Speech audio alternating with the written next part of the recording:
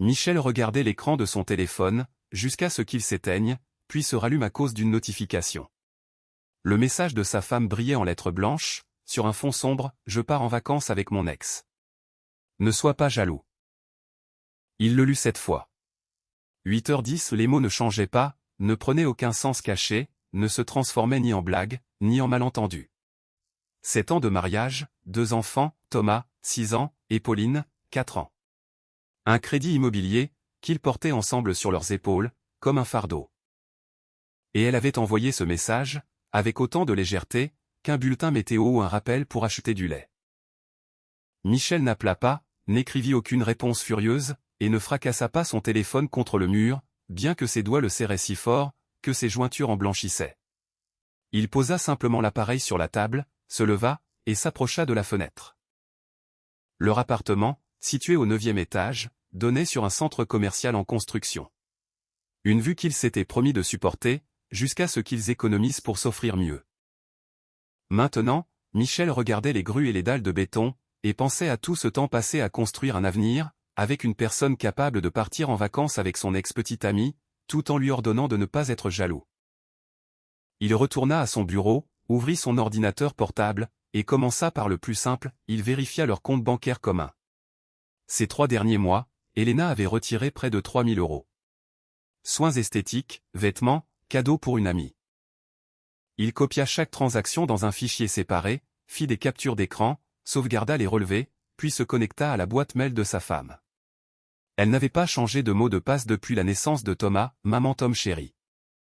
Dans le dossier, Corbeil, il trouva exactement ce qu'il cherchait. Une confirmation de réservation, pour un complexe hôtelier de luxe, à l'île Maurice. Suite Prestige. Formule tout compris, pour 2 semaines. L'hôtel dont ils avaient parlé l'année dernière, lorsqu'ils discutaient de leur destination, pour fêter leurs 10 ans de rencontre. N'y vont que les riches, avait-elle dit. Alors, nous économiserons, avait-il promis. Michel ferma la boîte mail, et ouvrit un moteur de recherche. Il tapa « Détective privé, enquête financière ». 1 heure plus tard, il était déjà au téléphone avec un homme nommé Antoine, qui parlait d'une voix douce et précise, comme quelqu'un d'habitué aux tragédies des autres.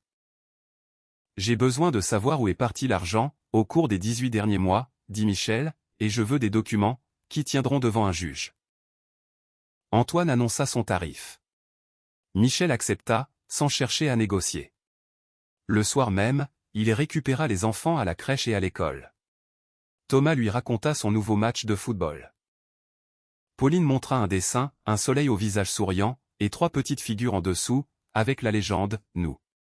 Michel les serra tous les 2 dans ses bras, sentant quelque chose de dur et de froid, se former à l'intérieur de lui. Ce n'était pas de la colère. La colère est brûlante, instable.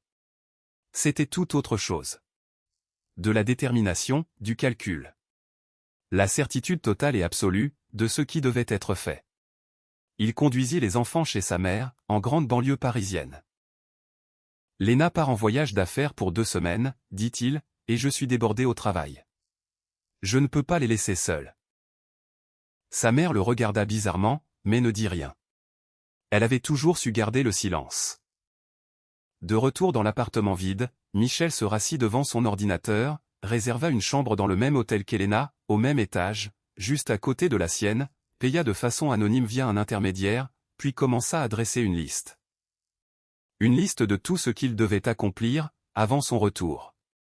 Une liste de tout ce qu'elle allait perdre. Ce n'était pas une vengeance, car la vengeance est sale et chaotique, mais plutôt le rétablissement de la justice, comme une intervention chirurgicale, où l'on retire la gangrène, pour sauver le reste du corps. Il ne dormit pas de la nuit. Au matin, il appela la banque, et se renseigna sur un programme de protection des actifs, auquel il n'avait jamais songé auparavant. Il ouvrit un compte au nom des enfants, et y transféra la moitié de leurs économies. En toute légalité, avec un accès rapide garanti, uniquement pour lui en tant que tuteur. Il trouva les bijoux de sa femme dans l'armoire, la bague de sa grand-mère, et la chaîne qu'il lui avait offerte pour leur premier anniversaire. Il les prit en photo, les fit estimer, et les rangea dans le coffre-fort de sa mère.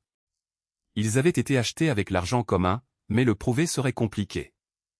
Autant qu'il soit hors d'atteinte. Le troisième jour, Antoine envoya son premier rapport. L'argent s'échappait via une société écran, enregistrée au nom d'une amie d'Elena. Une partie atterrissait sur le compte d'un certain Alexandre Valois, son ex, qui, visiblement, n'était pas si ex que ça.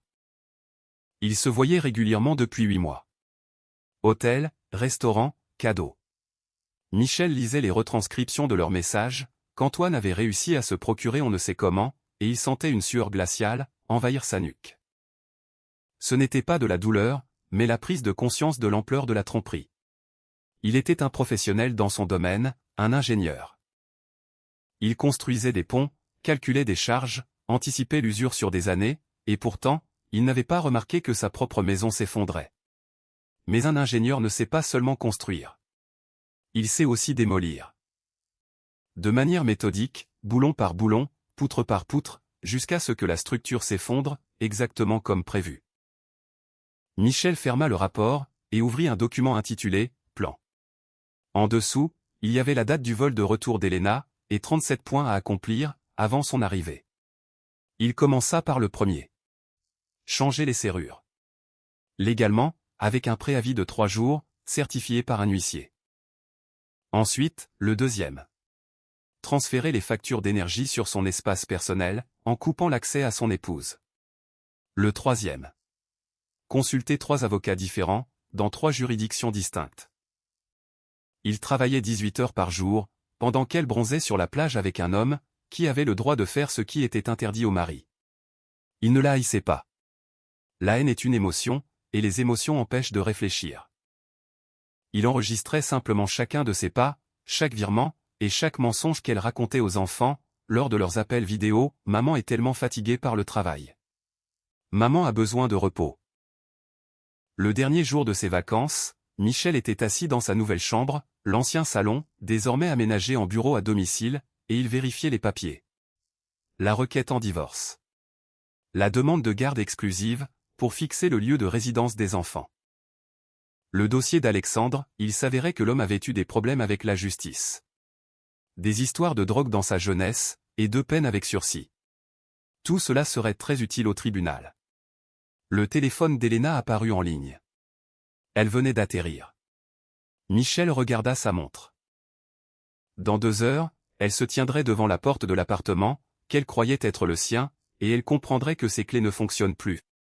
Il ouvrit le réfrigérateur, sortit une bouteille d'eau pétillante, et but lentement. Gorgée après gorgée. Il n'y avait aucun vide dans sa poitrine, seulement la lourdeur du devoir accompli.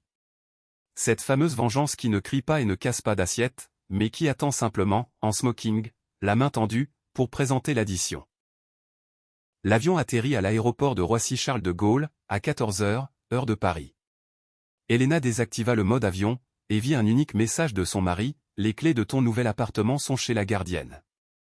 Les anciennes ne marchent plus. » Elle le relut 3 fois, pendant que les passagers autour d'elle se levaient, récupéraient leurs valises dans les compartiments, et se dirigeaient vers la sortie. Son cœur battait la chamade dans sa gorge, mais elle se força à sourire à Alexandre, qui se tenait près d'elle, en s'étirant après le long vol. « Il faut rentrer, dit-elle, les enfants, les affaires à gérer. » Il hocha la tête, l'embrassa sur la joue, et promit de l'appeler. Elle ne remarqua même pas comment il disparut dans la foule. Le taxi mit 40 minutes. Elena regardait par la fenêtre, fixant l'asphalte humide de ce mois d'avril, et se rendit compte qu'elle avait oublié d'acheter des cadeaux pour les enfants. Il y avait tellement de choses à l'hôtel, le spa, les restaurants, les promenades nocturnes sur la plage. Elle avait tout simplement effacé cela de son esprit. Michel ne se mettait jamais en colère, pour ce genre de détails. Il était doux, prévisible, presque un peu ennuyeux. C'est précisément pour cela qu'elle était attirée par Alexandre. Par le feu, le risque, et ce sentiment d'avoir à nouveau 22 ans, avec toute la vie devant soi. La gardienne, Madame Martin, la regarda d'un air étrange, lorsqu'elle lui demanda les clés. « Monsieur Michel les a laissées, » dit la vieille dame, en lui tendant une enveloppe, et il a dit que vous deviez d'abord lire les papiers. À l'intérieur de l'enveloppe, se trouvait une feuille A4 avec une adresse, un appartement dans le même immeuble, mais au 3e étage, un studio de 32 mètres carrés. Il y avait aussi un mot: « Tes affaires ont été déménagées. Les documents sont sur la table. » Elena ne prit pas l'ascenseur, mais monta à pied. 3 étages. Le temps de rassembler ses esprits. Elle ne comprenait toujours pas ce qui se passait. Peut-être qu'il avait découvert la vérité, mais comment? Et pourquoi réagissait-il avec un tel calme? Michel aurait dû crier, pleurer, la supplier de revenir. Cela aurait été juste. Cela aurait été normal. Ce silence l'effrayait bien plus que n'importe quelle crise de nerfs. L'appartement studio sentait la peinture fraîche et la solitude. Ses valises étaient posées contre le mur, soigneusement empilées. Sur la table, trônait un dossier marron avec la mention « Pour consultation ». Elena l'ouvrit et s'assit, car ses jambes refusaient de la porter. Le premier document était un relevé bancaire. Les virements vers le compte d'Alexandre Valois. Confirmé et daté. Le deuxième, des impressions de leurs échanges de SMS. Chaque « je t'aime ». Chaque « tu me manques » et toutes les discussions sur la façon dont elle allait quitter ce rabat-joie. Le troisième, des photographies. Eux, sur la plage, au restaurant, dans l'ascenseur. Elle en train de l'embrasser. Lui, tenant sa taille. Une qualité professionnelle. Les angles de prise de vue montraient clairement que le photographe se trouvait sur le balcon voisin ou dans la chambre d'à côté. Elena leva la tête et regarda autour d'elle. 4 murs, une fenêtre donnant sur le mur du bâtiment d'en face, un lit, une armoire, une table. Aucun jouet des enfants sur le sol, aucun de leurs dessins sur le frigo, aucune trace de l'odeur de son café préféré, que Michel préparait chaque matin. Elle sortit son téléphone et composa son numéro. Il décrocha à la 3e sonnerie. « Bonjour, Léna, dit-il, comme s'il ne s'était pas vu depuis seulement quelques jours. Sa voix était posée, calme, totalement étrangère. « Qu'est-ce que c'est que ça » murmura-t-elle. « Que as-tu fait ?»« Ce qui devait être fait, » répondit Michel. « As-tu bien reçu le dossier complet ?»« Oui. » « Alors, ouvre la section 7. C'est la demande de divorce. Je l'ai déposée le 3e jour de tes vacances. Le motif est l'adultère, preuve à l'appui. Section 12, les réclamations financières. Tu as détourné 15 000 € du budget familial, en 18 mois. Je veux les récupérer, ou que tu prouves qu'ils ont servi à des dépenses communes, ce qui sera compliqué, vu le bénéficiaire. Elena tournait les pages, n'en croyant pas ses yeux. C'est illégal, souffla-t-elle. Tu m'as fait suivre? C'est du harcèlement. Tout est parfaitement légal, répliqua Michel. Les photos ont été prises dans des lieux publics. Les documents financiers ont été obtenus, via une ordonnance judiciaire. Tes messages, c'est l'empreinte numérique. Que tu as laissée sur notre tablette commune, tu t'en souviens. Celle qu'on a achetée pour notre anniversaire. Tu ne t'es jamais déconnecté de mon compte. Elle s'en souvenait, bien sûr qu'elle s'en souvenait. Elle ne pensait tout simplement pas qu'il était capable d'une telle chose. Cet homme, qui laissait la porte de l'armoire cassée pendant des mois, qui tolérait le moindre de ses caprices, la moindre de ses envies. Elle croyait le connaître, dans les moindres détails. En réalité, elle ne savait absolument rien. Et les enfants, murmura-t-elle. Où sont les enfants? Chez ma mère, en province. Tu pourras les voir le mardi, et un week-end sur 2. C'est une décision temporaire du juge, en attendant qu'on règle le cas de ton ami. Alexandre n'a aucun rapport avec les enfants. Alexandre, la corrigea Michel, a 2 condamnations avec sursis, pour détention de stupéfiants. L'une d'elles date justement de l'époque, où vous étiez prétendument de simples amis. J'ai joint son casier judiciaire au dossier. Le juge pourrait considérer que fréquenter ce genre d'individu n'est pas dans l'intérêt de mineurs. Elena sentit le monde vaciller autour d'elle. Elle s'agrippa au bord de la table, pour ne pas s'effondrer. « Tu es en train de détruire ma vie, dit-elle, et sa propre voix lui parut étrangère, rauque. « Non, répondit Michel. Je protège la vie de mes enfants, et la mienne. C'est toi qui as fait tes propres choix. Moi, je ne fais que réagir. » Il raccrocha. Elle rappela. L'abonné était injoignable. Elle lui écrivit sur la messagerie. Le message ne fut pas distribué. Elle était bloquée. Elena resta assise dans l'appartement vide, jusqu'à la tombée de la nuit. Puis, elle se leva, et ouvrit le réfrigérateur, il était vide. Dans l'armoire, il n'y avait que ses vêtements, soigneusement pliés, comme les affaires d'un défunt à la morgue. Elle s'allongea sur le lit étroit, et fixa le plafond, se rappelant comment, 10 jours plus tôt, elle était assise dans l'avion, buvant du champagne, et riant aux éclats avec Alexandre. Il lui disait qu'ils seraient ensemble, qu'ils s'occuperaient de tout, et que son mari n'était qu'un minable, un insecte gris, qui ne remarquerait jamais rien. Elle l'avait remarqué. Et lui, il avait tout vu. Le lendemain matin, Elena alla voir un avocat. Ce dernier étudia les documents, fronça les sourcils, et secoua la tête. « Ce sera très compliqué, dit-il. Leurs preuves sont en béton. On peut toujours essayer de contester le partage des biens, mais pour la garde des enfants, avec un tel dossier sur votre nouveau compagnon, les chances sont minimes. Il vaut mieux négocier à l'amiable. » Elle sortit dans la rue, et appela Alexandre. Il ne décrocha pas. Elle lui envoya un message, il le lut, mais ne répondit pas.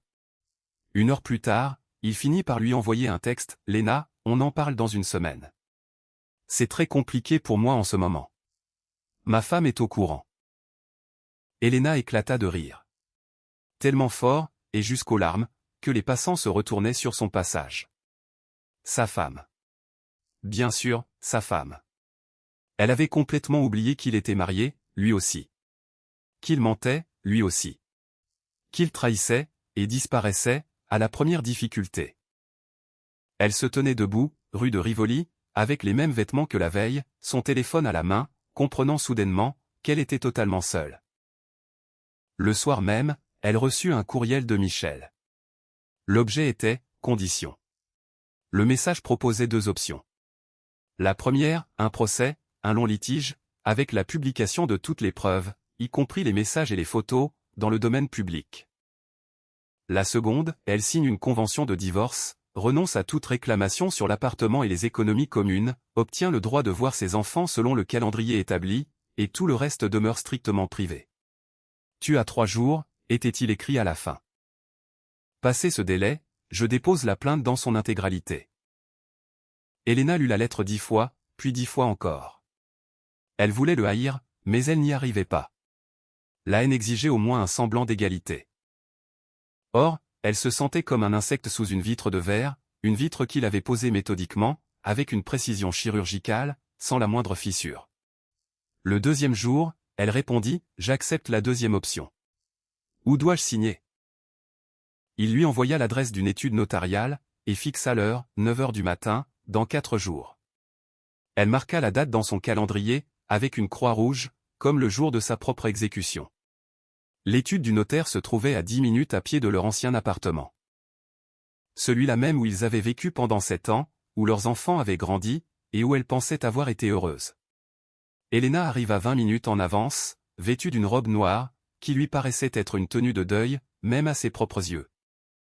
Elle n'avait pas fermé l'œil de la nuit, ressassant dans sa tête tous les scénarios possibles. Il allait venir avec un avocat. Il allait jubiler. Il dirait quelque chose de cruel, et de justifié. Ou, pire encore, il se comporterait comme d'habitude, poli, réservé, comme un banal employé de banque. Michel fit son apparition à 9 heures précises. Sans avocat, sans témoin, avec ses documents.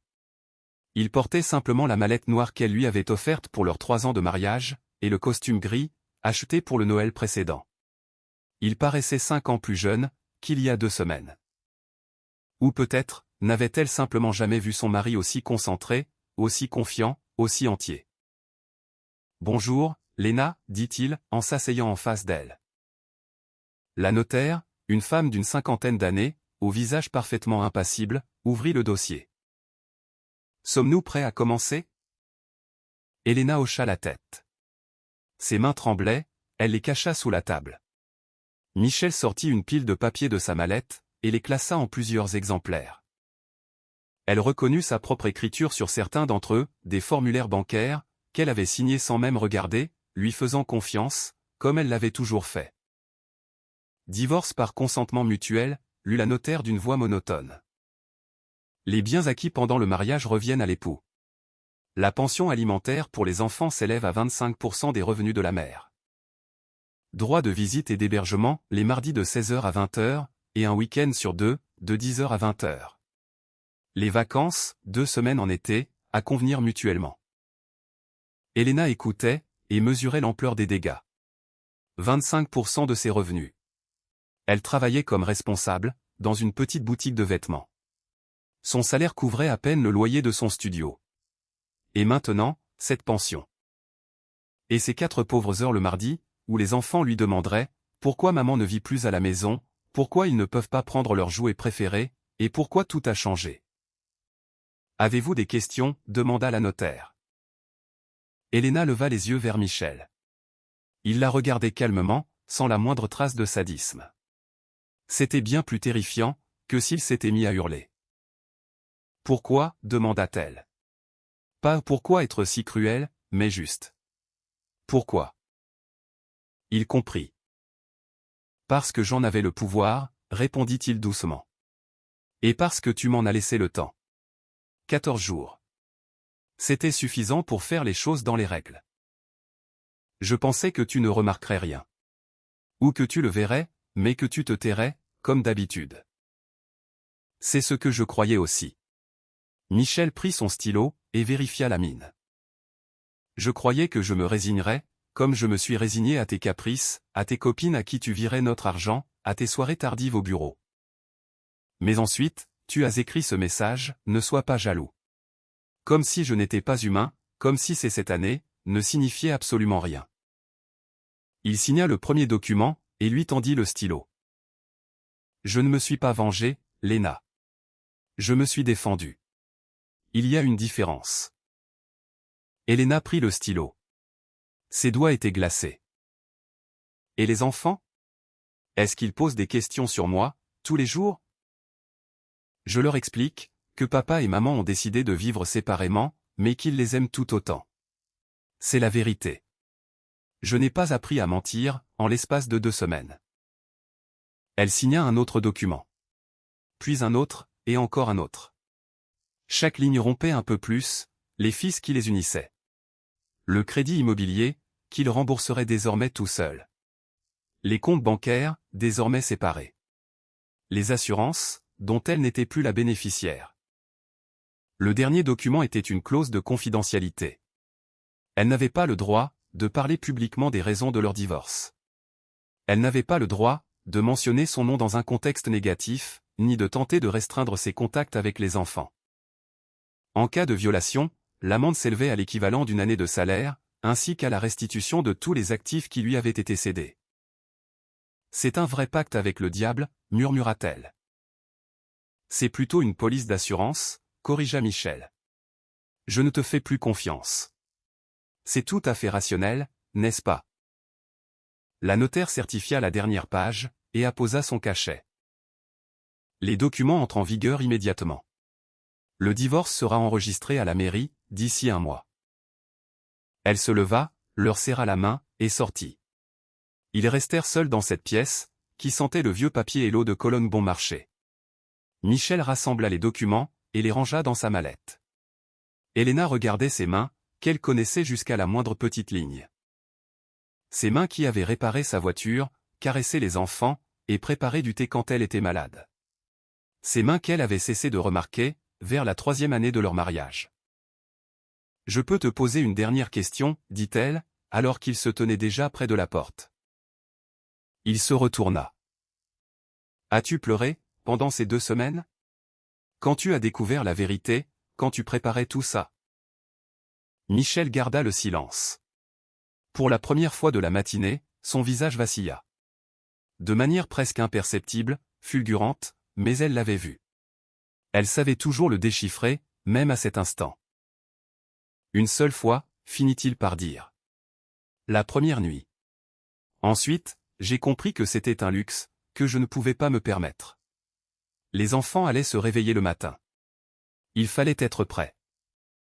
Il ouvrit la porte. Mardi, à 16h. Ne sois pas en retard. Thomas s'angoisse, quand il doit attendre. Elle resta seule. Elle s'assit encore 10 minutes, puis sortit dans la rue. Le soleil d'avril était beaucoup trop éblouissant, et le vent bien trop glacial. Elle marcha en direction du métro, sans regarder autour d'elle, et réalisa soudain qu'elle ne savait pas où aller. Vers ce studio, qui n'avait rien d'un foyer. Chez son ami, qui ne répondait plus à ses messages. Ou vers Alexandre, qui accepterait de lui parler, dans une semaine? Cela faisait déjà 3 semaines d'affilée. Elle s'assit sur un banc, à l'entrée du métro, et sortit son téléphone. Elle regarda les dernières photos des enfants, ils étaient tous les 3, l'été précédent, dans la maison de campagne de ses parents. Thomas tenait une canne à pêche, Pauline avait de la glace sur le nez. Elle souriait sur la photo, heureuse, distraite, l'esprit déjà tourné vers quelqu'un d'autre. Le téléphone vibra. Un message de Michel. Le premier depuis 3 jours, sans compter les courriels formels. Tu as oublié ta robe verte dans l'armoire. Je te la donnerai mardi, si tu en as besoin. Elle fixa longuement l'écran, puis répondit « Non, merci. Jette-la. » 3 petits points apparurent, disparurent, puis réapparurent. Il mit du temps à taper, puis un mot arriva « D'accord. » Elena rangea le téléphone dans son sac, et se leva. Elle descendit les marches, vers le métro, vers cette nouvelle vie qu'elle avait choisie, sans même comprendre ce qu'elle choisissait. Autour d'elle, la foule s'écoulait. Les gens se pressaient pour aller au travail, à des rendez-vous, vers leurs enfants, ou loin d'eux, vers une vie qui leur semblait bien réelle. Elle aussi, autrefois, se pressait de la sorte. À présent, elle se tenait simplement sur le quai, attendant son train, et regardant fixement le trou noir du tunnel, où clignotaient les phares de la rame en approche. La vengeance de Michel était accomplie. Propre, sans effusion de sang, et juridiquement irréprochable. Il lui avait pris les enfants, la maison, l'argent, sa réputation. Il ne lui avait laissé que le droit d'exister, de mener une vie modeste, contrôlée, et dépendante de sa bonne volonté. Elle aurait pu le haïr pour cela, mais la haine exigeait une énergie, dont elle était dépourvue. Le train arriva. Elena entra dans le wagon, et trouva une place près de la fenêtre. Derrière la vitre, défilaient les panneaux publicitaires, les murs gris, et de rares fragments de ciel. Elle repensait à ce qu'il avait dit, « Je me suis défendu ». Et à ce qu'il n'avait pas dit, mais qu'elle avait compris. Plus jamais, il ne s'autoriserait à être vulnérable. Ni avec elle, ni avec personne d'autre. Elle lui avait volé cela, de la même manière qu'il lui avait volé tout le reste. À la station de métro, elle remonta à la surface. Vers la lumière, vers les bruits de la ville, vers cette vie qui continuait, peu importe ce qu'elle avait détruit, et ce qui avait été détruit en elle. Dans sa poche, les clés d'un appartement qui n'était pas le sien. Dans son téléphone, le numéro de son ex-mari, qui ne serait plus jamais son ami. Dans sa tête, un silence assourdissant, qu'elle ne savait pas comment combler. Elle marcha le long de la rue de Rivoli. Elle passa devant les boutiques, où elle achetait autrefois ses affaires. Devant les cafés, où Michel et elle déjeunaient, au début de leur relation. Devant tout ce qui constituait, autrefois, sa vie entière. Devant elle, il n'y avait plus qu'un studio, un réfrigérateur vide, et une fenêtre qui donnait sur un mur. Et puis, il y aurait les mardis. Toujours les mardis, où elle verrait ses enfants pendant 4 heures, en essayant de leur expliquer, ce qu'elle-même ne comprenait pas. La vengeance, pensa-t-elle.